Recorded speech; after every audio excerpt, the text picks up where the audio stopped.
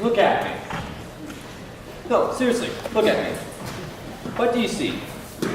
Some dorky 6'5" kid that most of you don't know and probably some don't even like. You know what? I don't care. Now, turn to the person next to you. Go ahead, look at them. Okay. Now, in your mind, not out loud, in your mind, label them. How quickly can you do it? But you can do it pretty fast. You see, that's because we live in a world of labels. We classify each other based off what we see and hear. Fat, skinny, dull, etc. But we also put people into classes. Poor, rich, nerd, jock, freshman, senior, so on and so forth.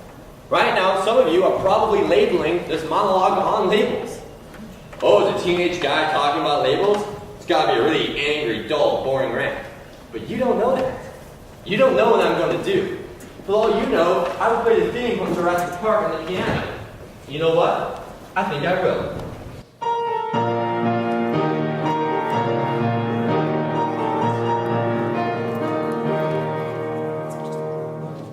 And you didn't see that coming, did you? You see, that's because we can't always explain things. We can't always classify.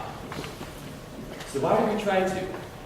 Why do we try to fit everything into neat little categories? Perhaps we simply like to simplify. The world is a messy place filled with so many problems, so we go out of our way to dumb things down. That's why we'd rather make a Facebook post as to why we hate someone rather than tell it to them face to face. It's easier to text, gee, that sucks, than to actually comfort someone in person. It's more simple to be as a conversation. You're not sitting across the table. It's like an abridgment on life. But what happens when you abridge, say, a book? Make it shorter, like Spark Notes. Sure, you get the gist of it, but you lose a lot of subtleties. But we don't care. It's more simple this way. No annoying symbolisms or metaphors or complex illusions. Just nice, shallow Facebook posts. Even our conversations have gotten more simple.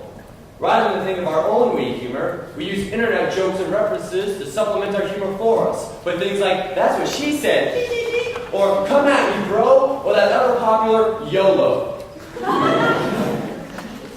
But what happens when we abridge people? What happens when we label or classify each other out of fear or because it's actually easier than getting to know one another? How many of you think you know me? Let's make a game of this. I'm going to describe myself, and you think of 1, 2, if necessary, labels that wrap it all up. Alright? Here we go. I'm charismatic, but I don't want you to know what I'm thinking or feeling.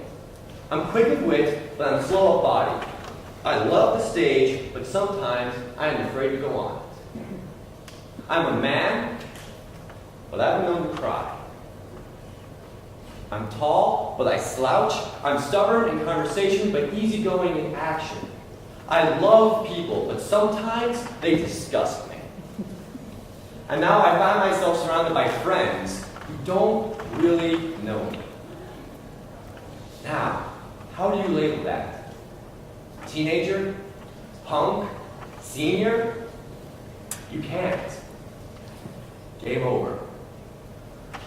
You see, at the end of the day, only one label really matters. Nicholas Seth Keenan.